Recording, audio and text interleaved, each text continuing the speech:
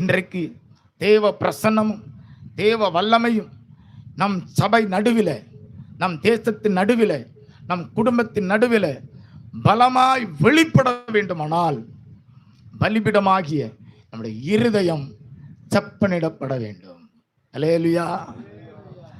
எங்கே இப்பொழுது ஆராதனை நடக்க வேண்டும் என்றால், எங்கிருந்து ஆராதனை தொடங்கப்பட வேண்டும் என்றால், நம்முடைய இருதயத்திலிருந்து தேவனை துதிக்கும் துதி, தேவனுக்கு செலுத்தும் பலி நம்முடைய உள்ளத்திலிருந்து எழும்ப வேண்டும்.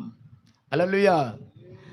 அவர் ஹார்ட் should be transformed. நம்முடைய இருதயம் மறுரூபமாக்கப்பட வேண்டும்.